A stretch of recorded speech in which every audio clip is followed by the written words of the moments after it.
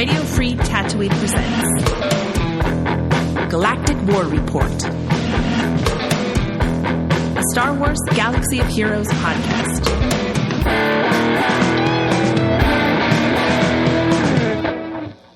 Boshuda, fellow Holotable hustlers.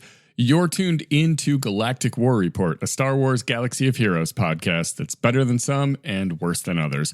I'm Sean, a.k.a. the other Sean, and it's just me today as my normal partner in crime. No one is sitting across the holotable from me today because Josh is out doing some traveling.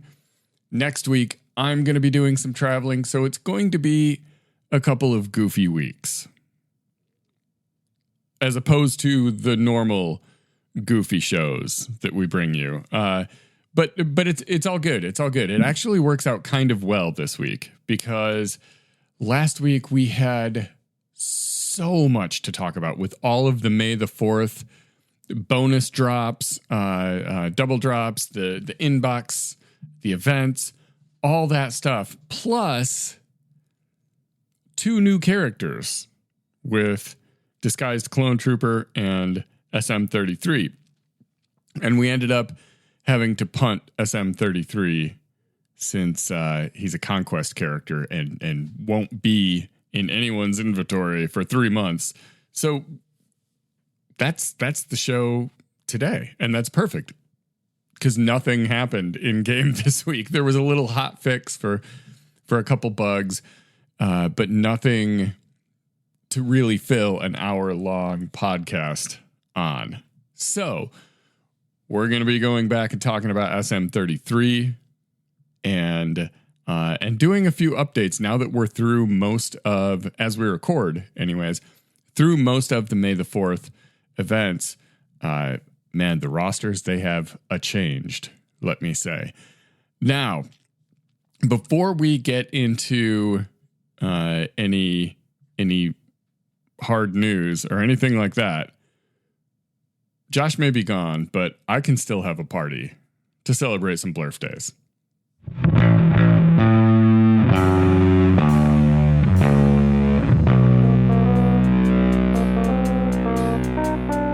All right, this week doesn't really have a lot of birthdays either. This is just like the chillest week in Star Wars Galaxy of Heroes history. All we have is on Friday, the 9th, as this podcast launches, it is Padawan Obi-Wan's 1-year birthday. First birthday. 5/9/2024. That the Poncho Pals became a thing. And man, he is, I've talked on here probably not enough about how much I hate the Naboo raid. I've talked, but maybe not quite enough about how obnoxious it is.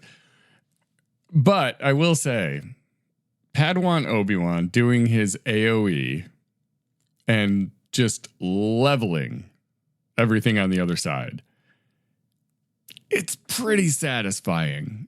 There's a few things in that raid that are pretty doggone satisfying, and that's one of them. So happy birthday, Padawan Obi-Wan. In addition to that, the only other one is on the 12th. Shorty is turning 3 years old. These are a couple of young birthdays. Like I imagine you would be going to a Chuck E. Cheese or, having like a Paw Patrol themed birthday party for Padawan Obi-Wan and or Shorty.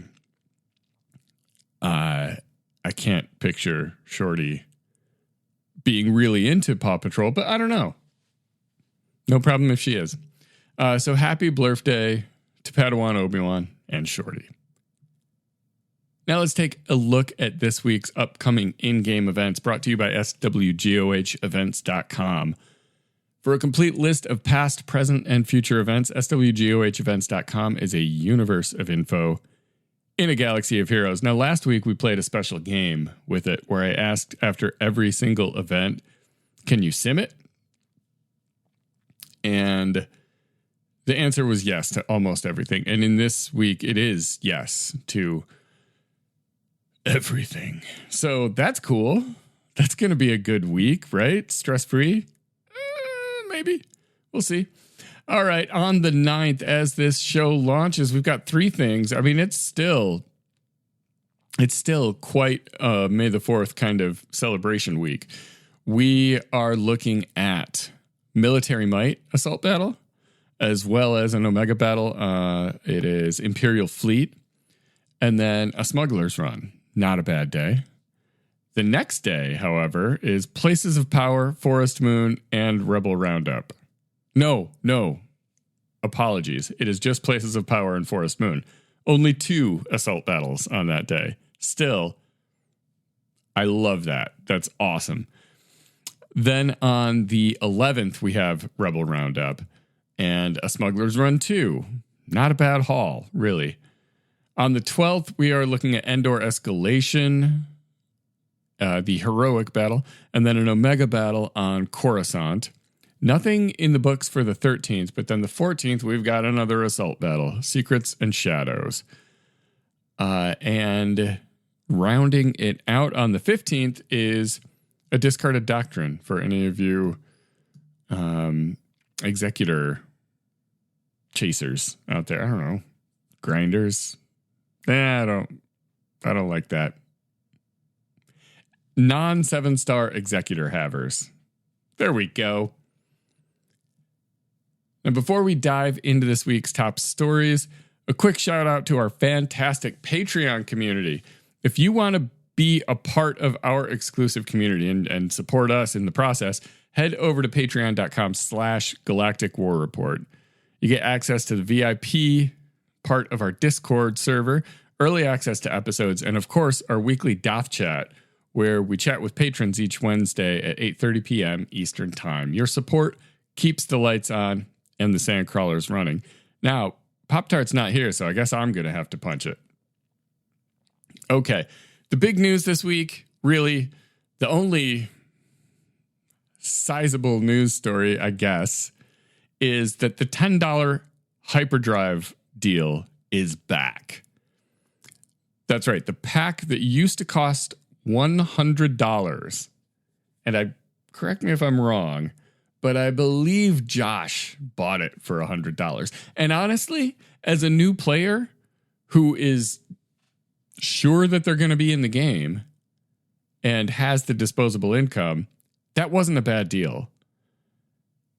When they offered a $50 deal, okay, now you have my attention. When the hyperdrive bundle hit $10, even I bought it. And I don't buy those kind of bundles very often, but for $10, keep in mind, we're looking at 73 characters and 20 ships. But we're also looking at a lot of just bonus stuff, materials for gear, ability materials, as well as a lot of quests. And those quests will keep you busy. Clicking on the little red one in your screen that will not go away because you're always completing these quests.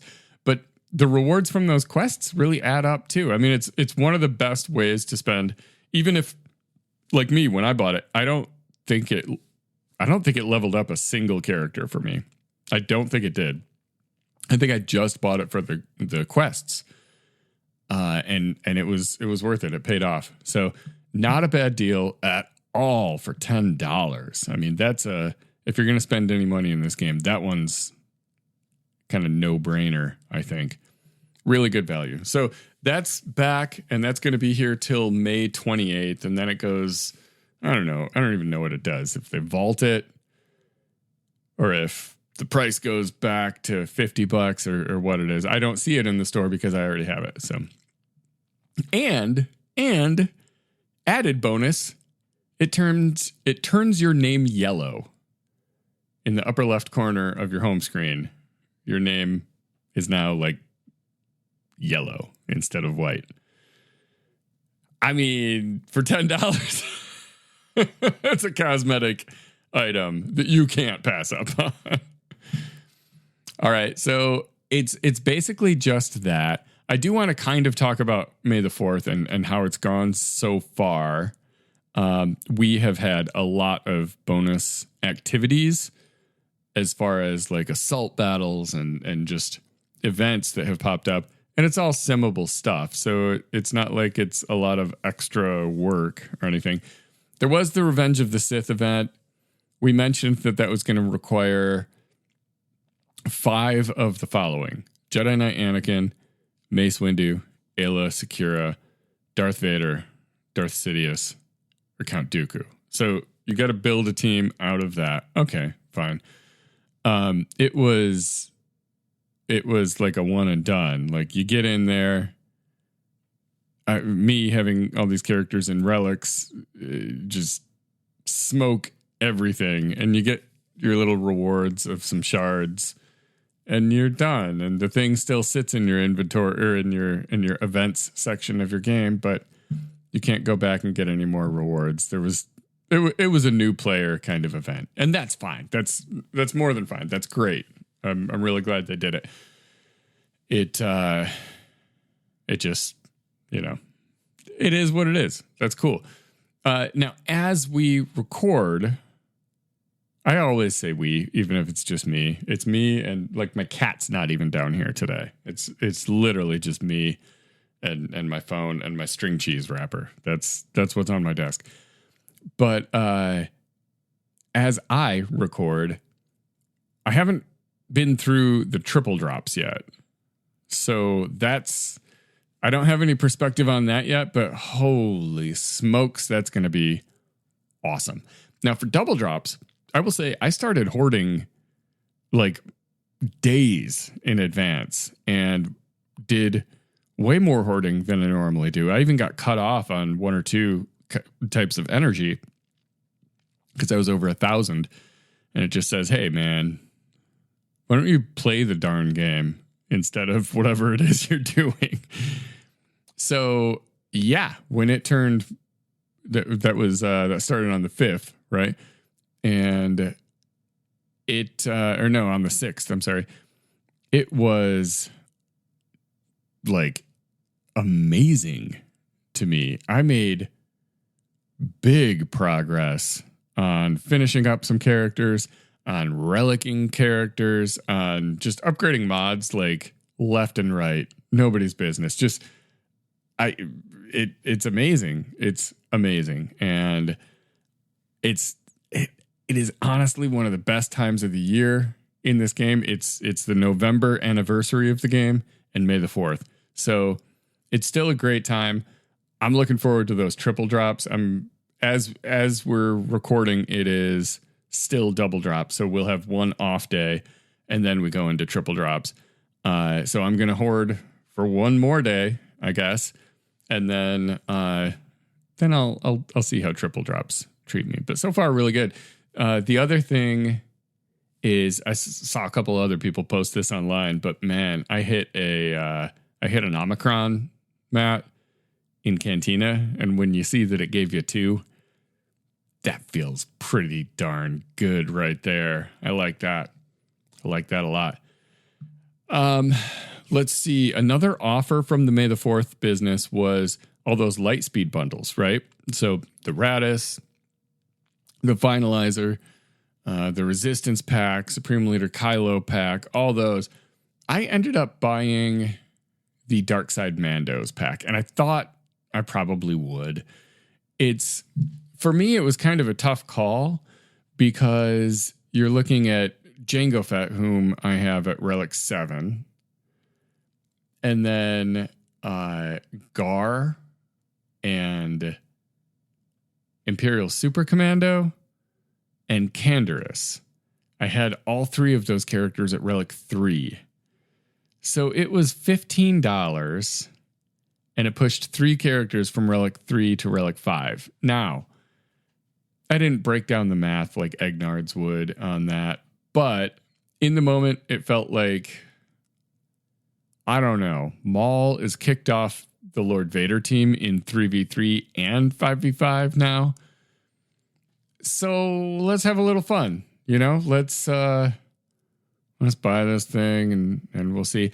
Now, I did get to use Maul with Gar and ISC today in Grand Arena Championship, but I bought that pack after roster lock. So I didn't see a big thing there. And honestly, they absolutely smoked what they were up against. I think it was Gas.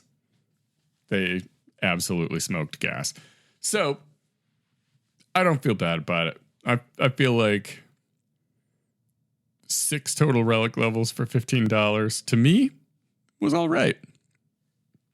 And maybe it's not to you, but it worked for me.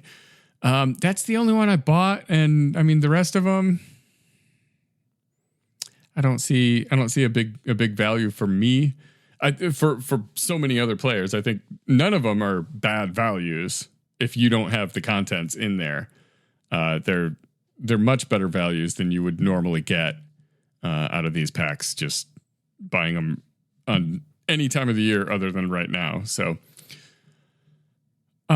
let's see. Besides that, I think, yeah, that's all the May the 4th stuff. So I do want to hop in then. Let's talk about this SM33 guy. So this is our pirate, right? And I realized, I feel like we've done this before. I think we kind of set the precedent with Razor Crest, where we just kicked it down the road week after week after week and didn't really talk about it because it's a Conquest character. And talking about it when it's first announced, it feels a little silly because you're not going to remember this by the time you're using this character. But they're going to release some other pirate stuff, I assume, because you need to be able to build a team of pirates, and you can't really build a great team of pirates right now because there's no leader. But anyways, let's take a look at it and see what makes this guy tick. So he is dark side, and I don't know if you've seen Skeleton Crew. I feel like that's debatable. Kind of debatable. I feel like this guy would be a great case for neutral, and a case could be made for light side as well. Depends on the episode.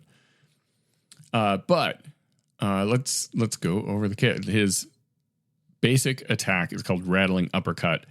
You deal physical damage to target enemy and stagger them for 2 turns.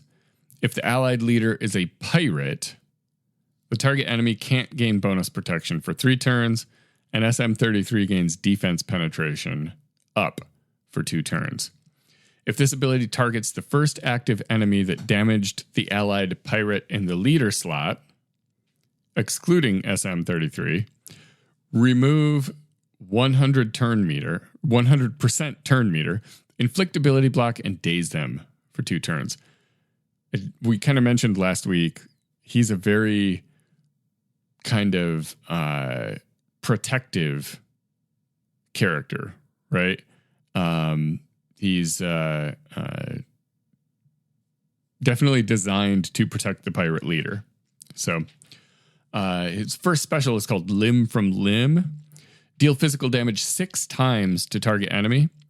This attack has plus 1,000% health steal and deals 20% more damage for each 20% health SM33 is missing. Goodness.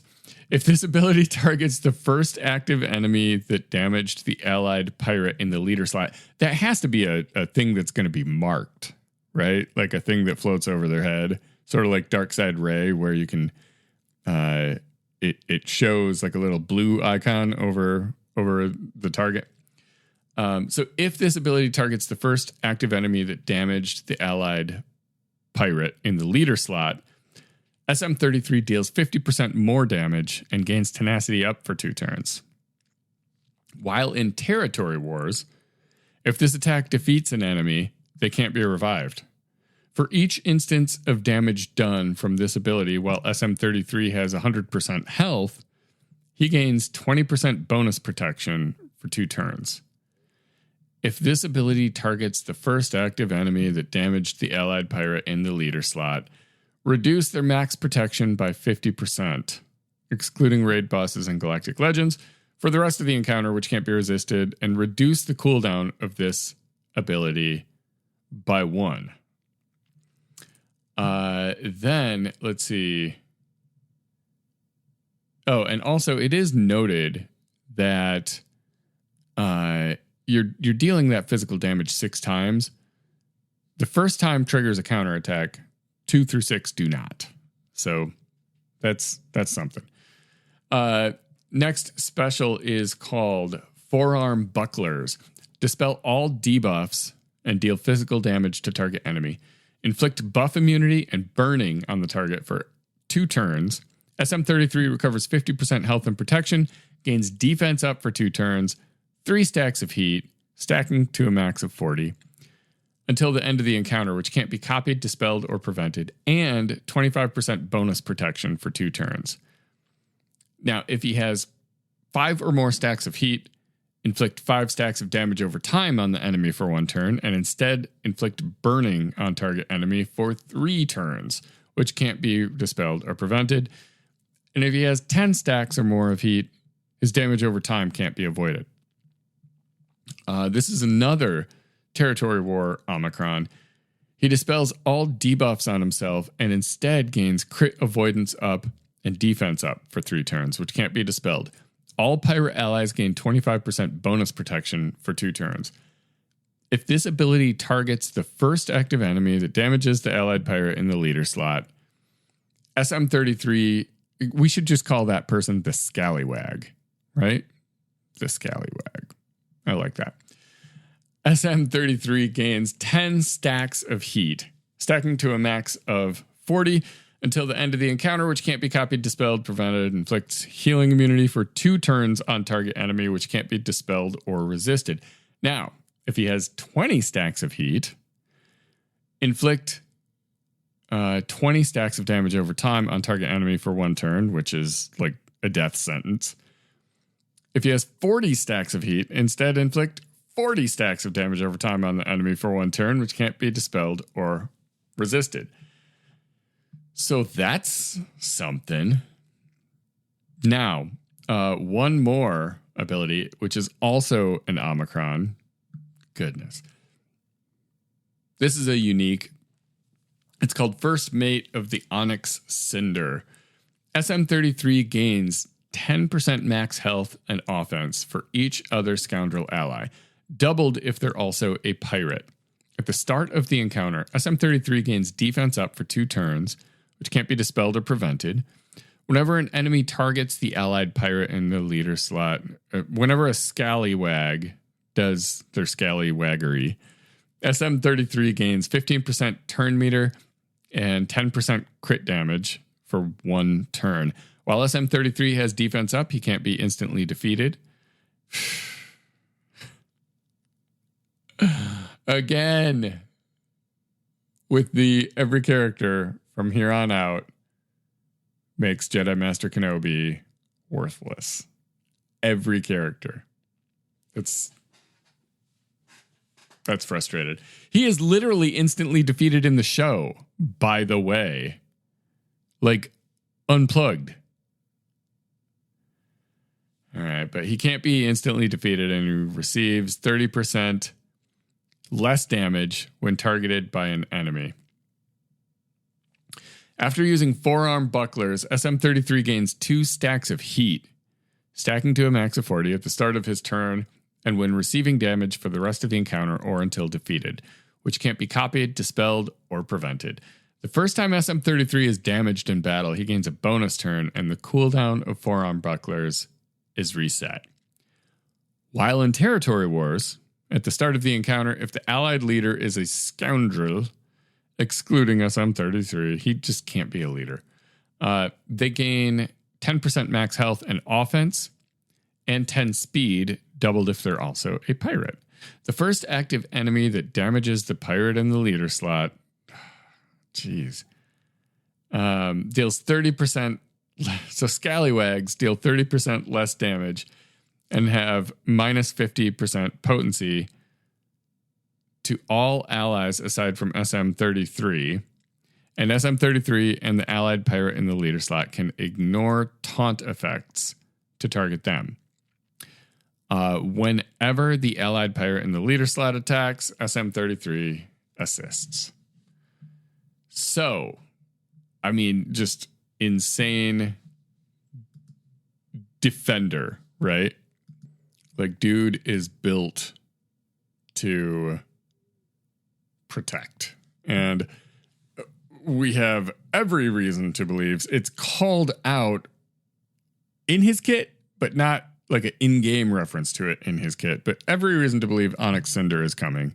Every reason to believe that I had to look it up, but Jude Law's character, Jadna Nawud, is coming. That's, I mean, I'd bet everything on that. Not that you couldn't just release this character as a one-off. Totally could, but there's so many call-outs in the kit to the allied pirate in the leader slot, blah, blah, blah, blah, blah, blah. He's coming. He's coming.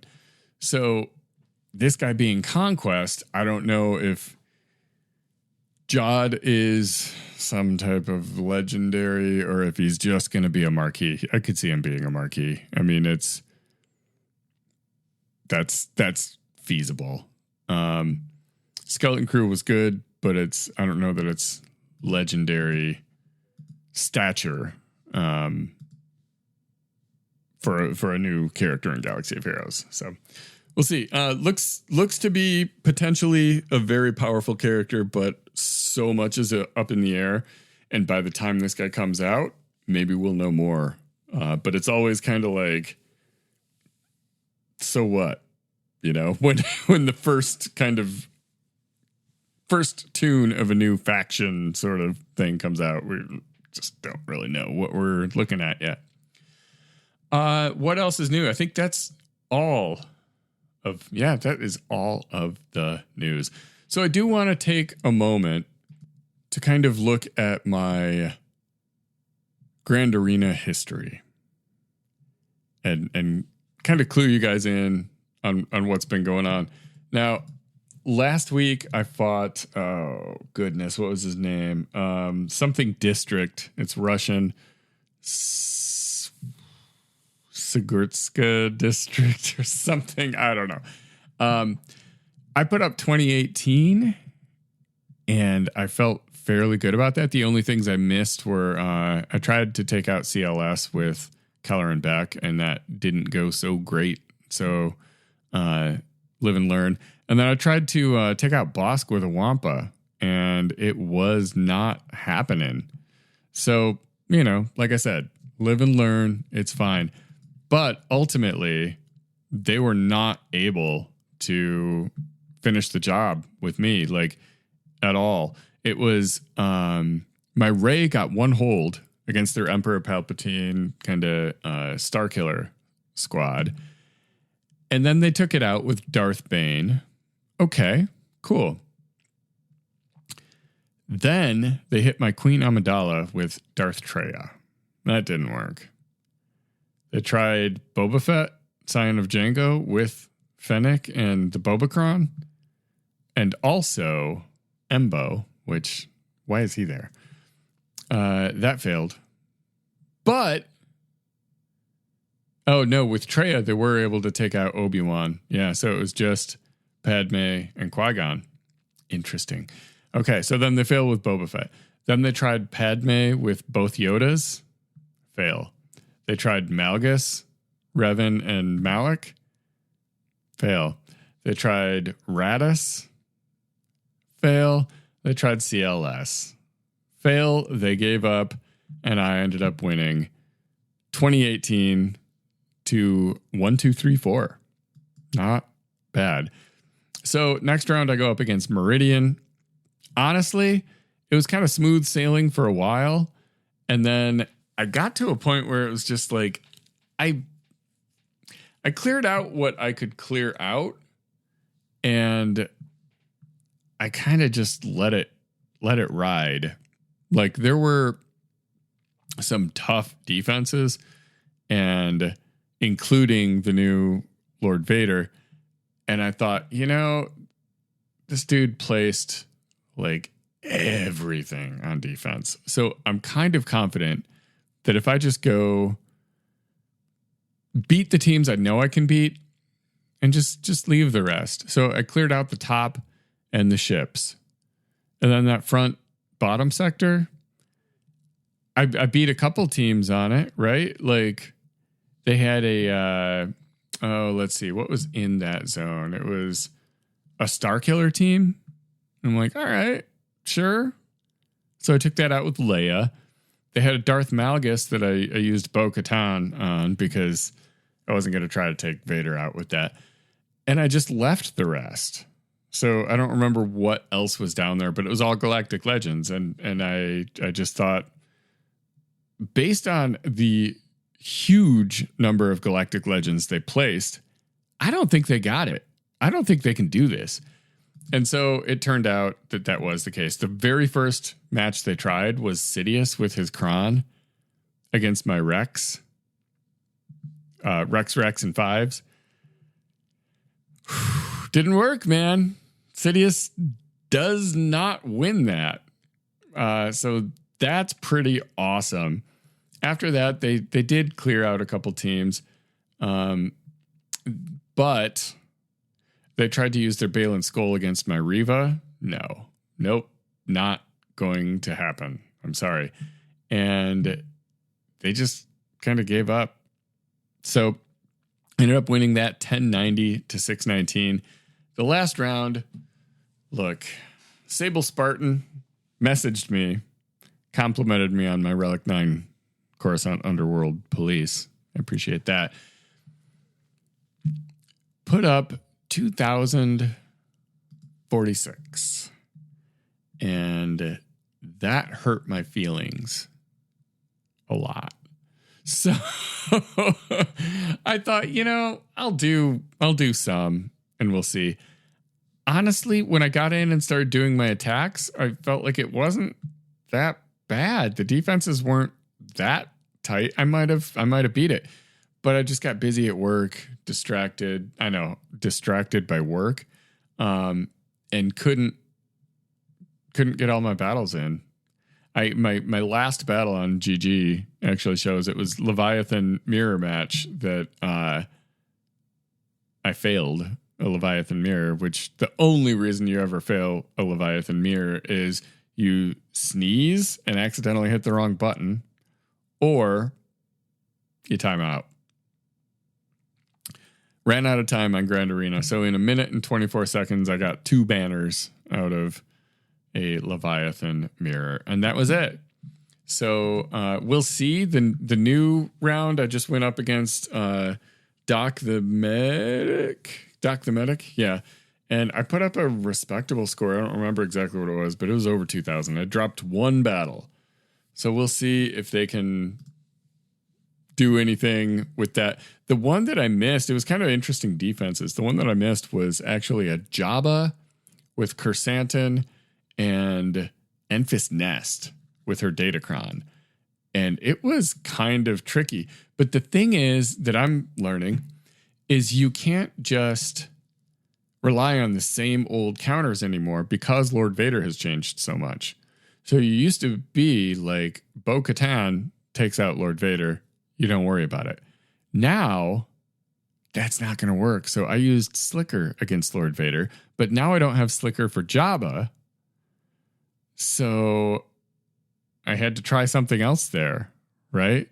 And it didn't work. So anyways, yeah, it's kind of a tricky situation with the new Datacrons, but I'm sure we'll figure it out. It'll all settle. There's a few ways you can beat Lord Vader in 3v3. But he's also got that Apocron. So when that goes away, it's going to be a little less bang your head against the wall, if that makes sense. All right. So Josh isn't here, and I can't ask him, which means he can't ask me. we like to tee each other up for these things in the corniest way possible, and we can't really do it. So I'm just going to tell you who I'm grinding. And it's been a great week for the grind. A great week for the grind with double drops and all these extra events, pulling in signal data like crazy. It's been awesome. So what do I do with it? Man, I really waffled on a few of these decisions, but what I decided on, I think I feel pretty good about. So there's a few things that are just purely relic related, right? I took Ahsoka, Galactic Legend Ahsoka, from Relic 7 up to Relic 9, so that she's the same level as all my other Galactic Legends. I just feel like they're released so infrequently, I can kind of just commit to taking Galactic Legends to Relic 9. It makes sense for me and my roster.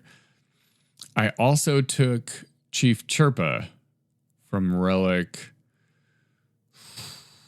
Was he 5? He was 3. He was 3 or 5. I don't know. I took him to Relic 7 because our territory battles needed one more Relic 7 Chirpa. So that's done. My Ewok journey continues. Yub nub, baby. And then I was like so close. I even looked up on .gg, like, what do like top dogs have on their roster that I don't, And I almost went ahead with taking Starkiller from Relic 7 to 8. And I still don't think that would have been a bad move. But I started thinking, like, what do I always kick myself over? And it reminded me of back when my Treya team were mostly Relic 3. And it's a really solid counter to a lot of teams, but Treya can be kind of squishy if her bonus protection gets cut through, right?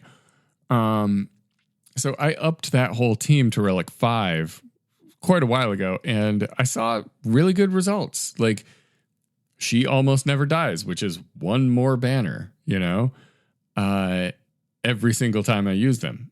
So that's cool. It's one of those little upgrades that I thought, like, what other characters do I have that I always wish were higher? And it came down to Darkside Bastila Fallen. I had her at Relic 3 and I kicked her up to 5. And I swear, every time I would use her, and you can go back and look at past Twitch streams or whatever, but every time I would use her, I would say on stream, I'm like, man, I gotta put some work into her. She's Relic 3, she dies every time. So I bounced her up to 5, and I feel good about that because that's just something I'd been meaning to do for so very long, and it's done. I don't think Starkiller would have been a bad call because Starkiller and Malicos have to hit hard to take out Rey. And the release of Ezra showed us that, like, that Rey team is maybe not always going to be beatable the same way, because it kind of changed it up. So I think that Starkiller and Malicos, any investment into those two is kind of like, yeah, I could see it. I could totally see that. So I think he's still toward the top of my list of other things I'll do. But besides that, Bad Batch, I got Omega from the new Omega from 70 up to 70 out of 100 up to Relic 3. So bye-bye. You're out of my favorites. I'm sure I'll have to take her higher for something, for the raid or whatever, But for now, I can focus on other things. Batcher went from 9 up to 50 out of 100. Wrecker has gone from 27 up to 64 out of 85.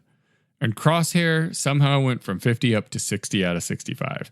And I think he was on a calendar or something.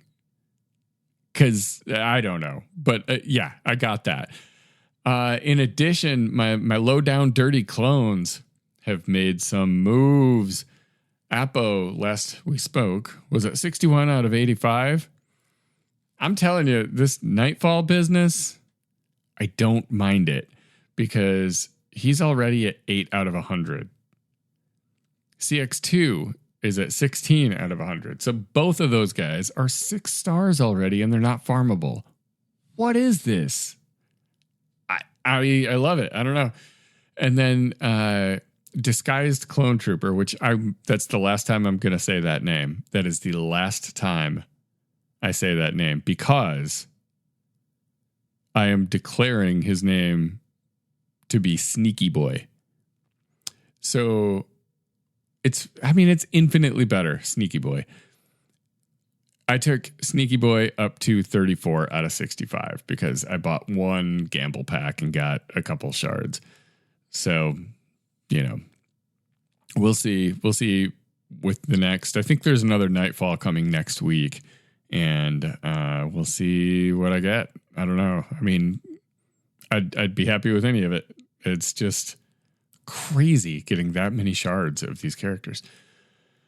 All right. On the Zeta front, I was able to get 2 onto Balin and then kick those both up to Omicrons. Satisfying. So I need to give him 1 more Zeta. I don't think I'm going to give him his 3rd Omicron just yet. That's not really on my radar, but I'm also out of Omicron mats now. I've got 2, 3. I don't know. No, they just came back to the store, so I bought some more. I probably have 6. But that means I've got some time to think about what the next one is. I'm feeling the pull for a territory battle Omicron because that's kind of a forever friend, Rise of the Empire. It's not going anywhere. So these raid ones, they lose relevance. Even Obi-Wan, Padawan Obi-Wan, I feel like they've kind of nerfed the effectiveness by making some of the feats scaling back how many of them are buff or debuff based. And maybe I'm imagining that. But yeah, so that's the Zeta and Omicron picture. The only other thing I have to really report is, right before I started recording this show, I used some more reroll stuff for Datacrons because I was sick of it. I've got all these high-level Datacrons and they're all for dorks. I put 1 on General Grievous and I feel like that's a pretty good cron, but it's not wow. I mean, I just beat one of those teams in 3v3 with a Wampa. So granted, 5v5 is going to be a different story. We'll see how that goes. But so anyways, I re-rolled one of my Sith ones. I think my Darth Scion. Yeah. I re-rolled that bad boy into a Sidious. And that feels great. First, I re-rolled and it gave me Palpatine, which is dumb, or Talon, which I already have. So I had to do a second re-roll, but I got Sidious. Oh, that's awesome. It's such a good Datacron. So I can start using that in the next 5v5. I can use it in Territory Wars now, and I'm going to be deadly. For a bit. Just for a bit.